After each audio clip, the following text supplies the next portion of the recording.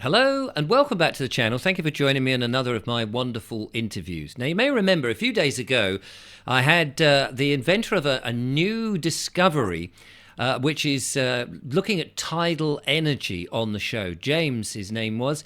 We had a few technical issues, as you may remember, if you were watching it with the connection on Wi-Fi, which is one of the hazards, of course, of using Zoom and other types of communication like that. But we also made a grand, what would you call it, date, I suppose, when a demonstration was going to happen on the 9th of March. Now, as is the case in some of these things where all intentions are going to go with that, but things come out of people's control and it's just been pushed a little bit back. So, to go a little bit further into it, because we had some interesting comments. A lot of people were sort of a little skeptical, shall we say, about the concept and that it would be too expensive or it wouldn't generate enough energy and all of those things. So I'm now very thrilled to talk to LPD, that's the Lunar Pulse Drum that we were looking at, the new Business Development Director, Ian Newell, who joins me now. Hello, Ian. Hello, nice to meet you, Rich. Nice to meet you. Thank you for coming on the show and telling us a little bit more.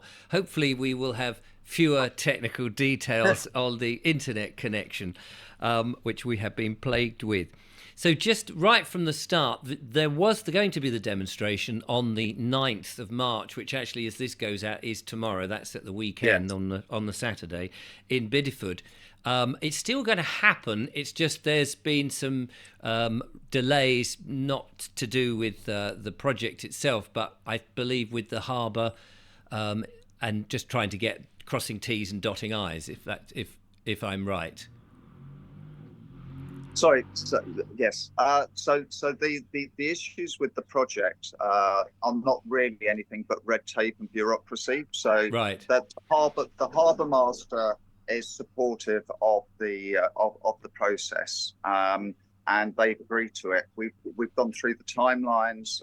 We've gone through what we're going to try and do and why we're doing it. He's fully supportive. Then we just need the maritime agency to sign off on it because we need to anchor the device to the seabed, and that's it. Right. And then we're ready to go.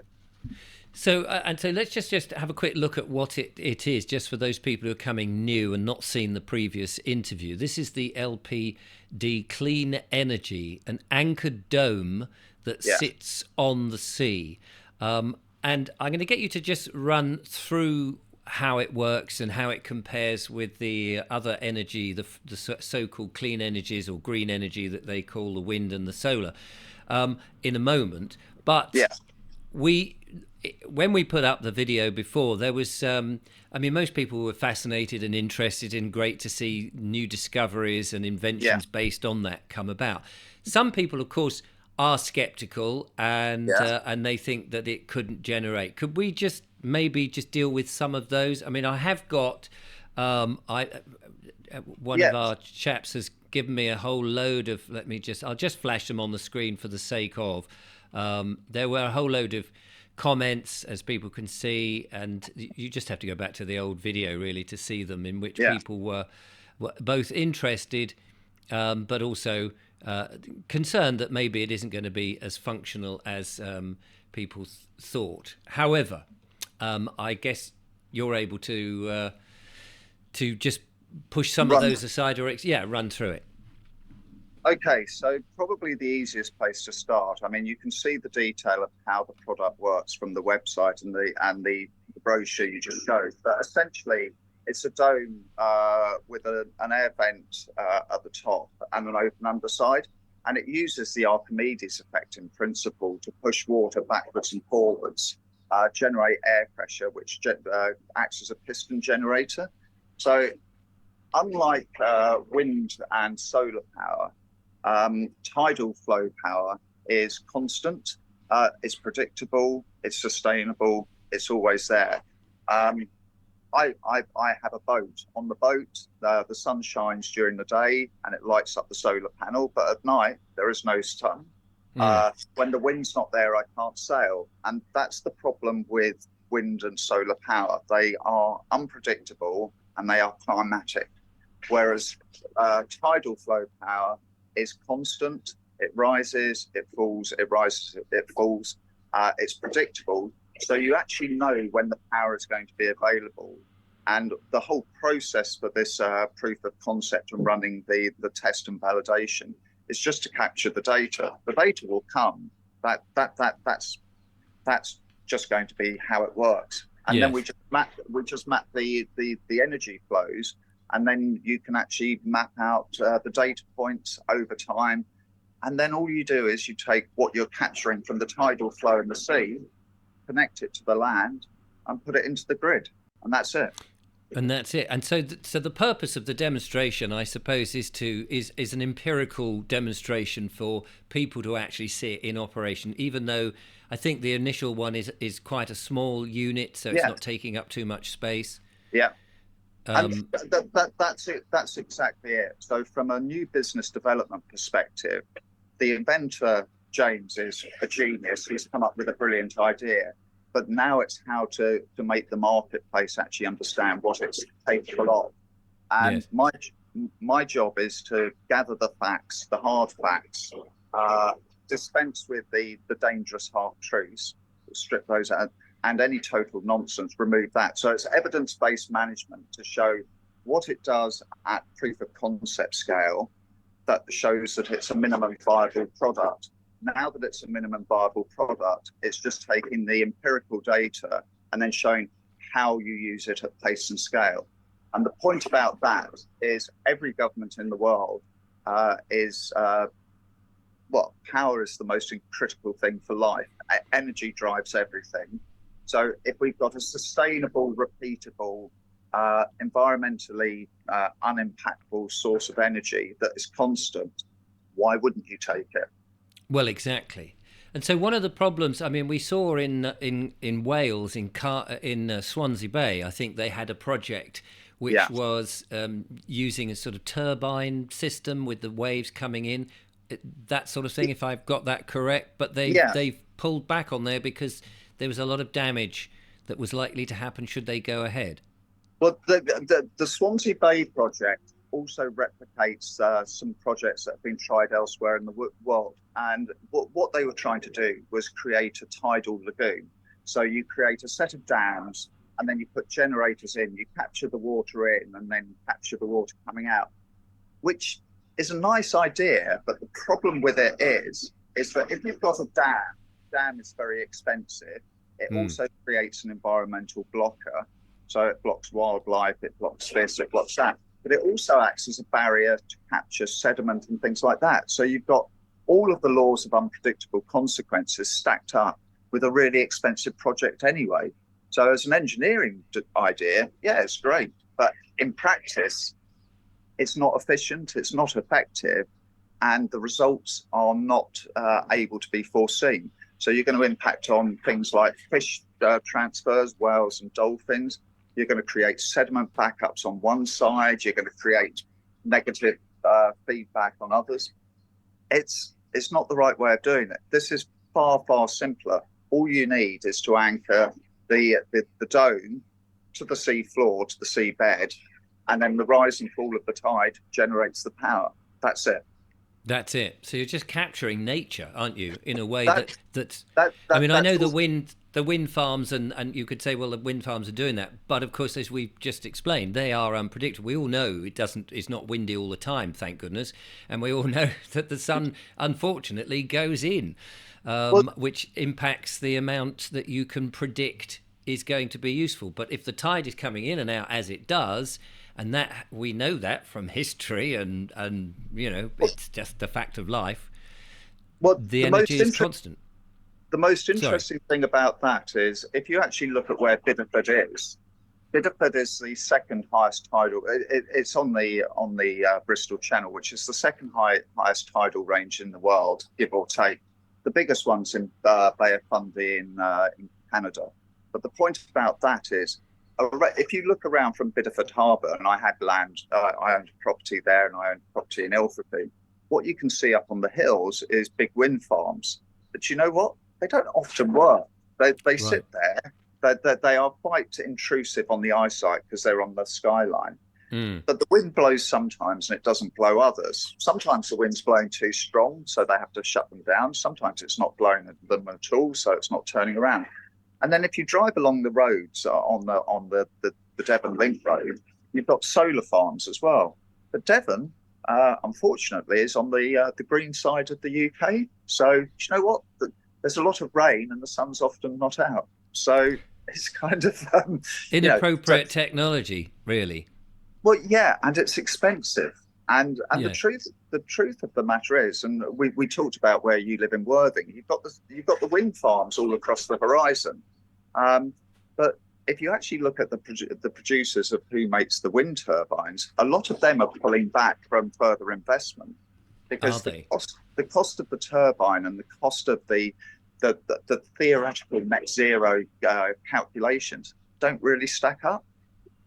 And also, you've got the problem of decommissioning these things when they run out of their short life, something like 20 years or Yeah, whatever. And yeah. and of course, we're very aware of the huge number of these things that are sitting in landfill, leaching into the ground. Whereas, Yeah, I think the unit James said something like it's built for 200 years. well, yeah, in principle, it's very simple. But the genius of James is he's created it. He's built something that is simple, but the thinking behind it is complex. It's his idea, but it's it's just consistent. It's very easy to maintain. It's very easy to produce. All you do is attach it to the seabed and then connect it to the land into the power grid. That's it. Uh, That's it. it's low maintenance. The cost for production is low, but the efficiency generation, which will be shown by the proof of concept of the trials, is high. So basically, you're offering whoever wants the power consistent power that is predictable in an easy to consume format that is always there. The tides don't go away. The No. wind does. The sun Yes. does. No, exactly. And so, as I just said, it's sort of the other technology. Maybe, if you had your solar panels in the Sahara Desert, you could probably get tons of sunshine. But you might need long power cables to deal with and storage would become a bit of a problem. Well, the interesting thing with this, I mean, a friend of mine who knows the Sahara well, I mean, he said it's the perfect environment for a solar farm. You've got endless desert and you've got endless sun. The issue is you can't actually connect under the current electricity grid routines. Getting that power to somewhere where it can be consumed, like, for example, Europe, with the grids, storing the power. Do you know what? That's a bit of a non-starter until someone comes up with a way of absolutely changing the way the grids work. Whereas Right. this is just put it in. You know when the energy is going to be flowing because you're going to have the empirical data and you know the tidal ranges. You can either capture and store the energy or just put it straight into the grid. Well, it sounds amazing and it sounds fantastic and should obviously be implemented because presumably this is going to make everybody's electricity a lot cheaper. Well, that's a very good question, and and the answer is that it's a way of generating power in a highly efficient, highly effective way. You're going to have to plug it into the grid, the utilities companies. Uh, they're going to Yes. charge money for it. So, I mean, the product is the product. Where it goes to and how it gets consumed by the end user, Yes. um, It's out of your I think hands. that's out of our hands. But as long as you give something that is more effective and efficient and generates sustainable power at a low environmental impact and just works, then all of those next milestones, that's further down the line. But you Yes. generate No. Absolutely. And of course, not a blot on the landscape because you can't see it. no, it's very low impact. I mean, but when you actually look at the development of new products, all you have to do is you have to look at the opportunities that they give, the challenges that may be there, the risks, the issues, and how to mitigate them. That's how you come up with a minimum viable product. That's what we're going to prove. The product is minimally viable, but at pace and scale, it just generates an endless source of power through capturing the power of the tides, and the tides ain't going away. No, not anytime soon. Well, So, yeah, so it was supposed to happen, the demonstration, and people were invited to come and witness it and see yeah, it in operation on the 9th, as we've said. That's not yeah. happening. So do you have a date for the next one, or will that be shortly announced? I think the thing to do is, if people are interested, the website, because we're going through just the red tape, so it's from the harbour master to the maritime arm's length bodies. Mm.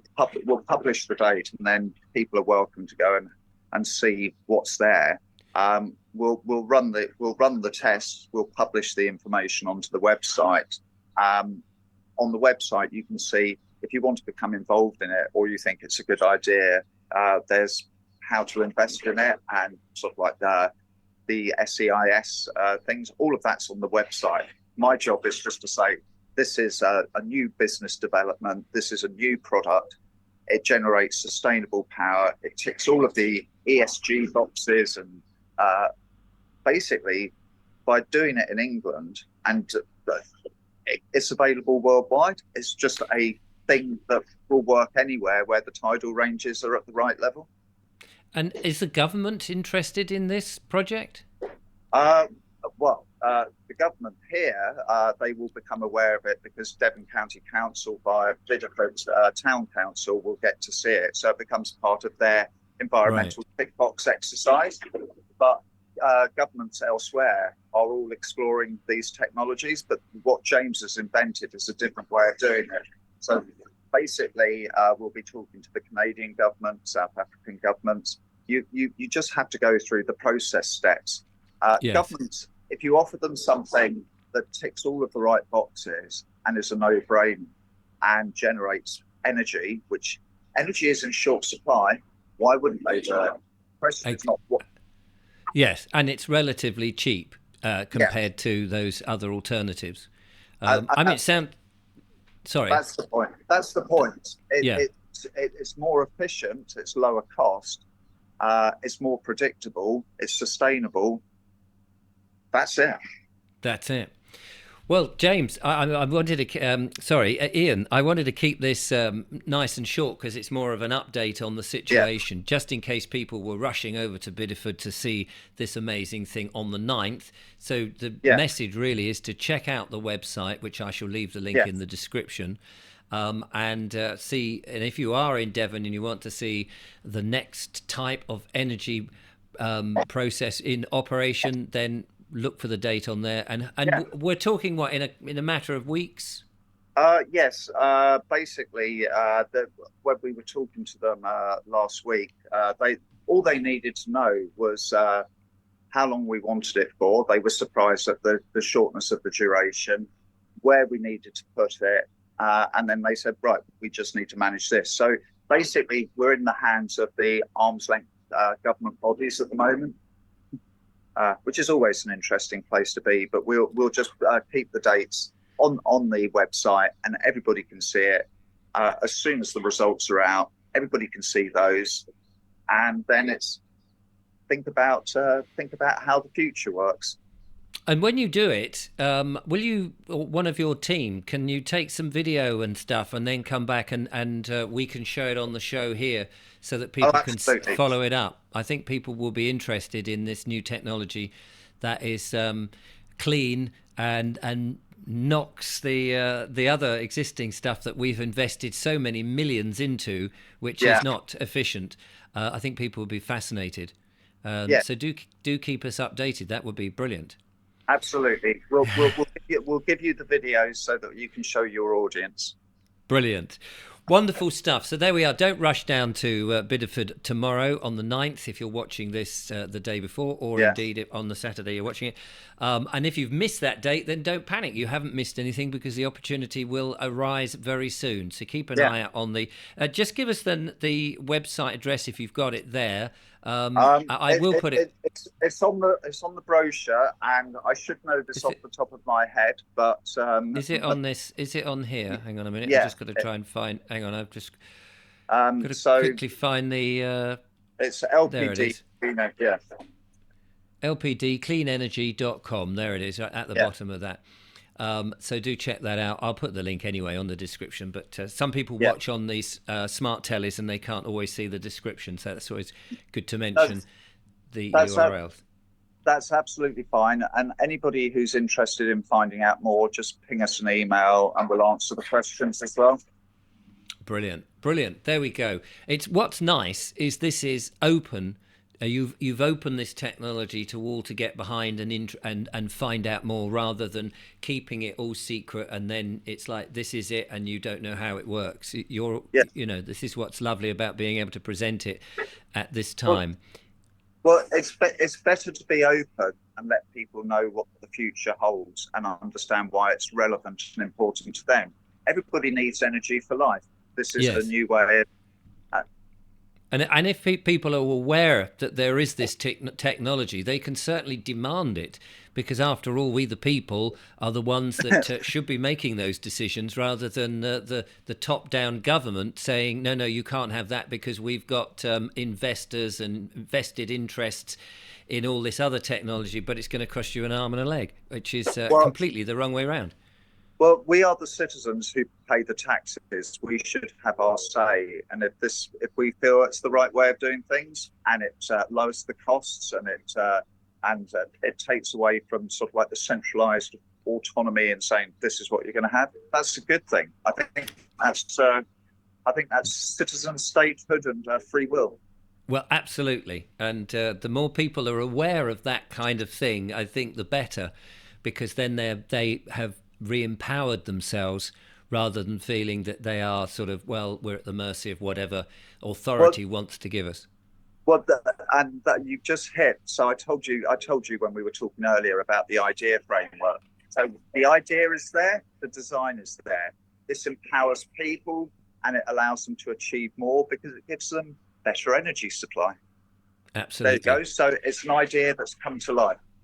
Brilliant stuff. Ian, thank you so much for giving us an update on all of that. And we will keep the audience updated. As we say, we'll have some footage of it in operation when it's running. I think people will be really fascinated, because people are coming up with bright ideas and new discoveries, which is making some of these old ideas a little obsolete. And I can't wait to see it, really. Brilliant. I'm actually hoping to get down to Devon fairly soon, but I'm not sure whether I shall be in time for the demonstration. But it would be great to hook up and see absolutely. where you're going. Well, and by the way, North Devon is a lovely place to visit anyway. It is, and we're coming slowly into spring, so that would be fantastic. Ian, a joy to talk to you. Lovely to meet you, and good luck with the trial when it happens. In the meantime, ladies and gentlemen, we'll keep you updated, of course. Thank you so much for watching.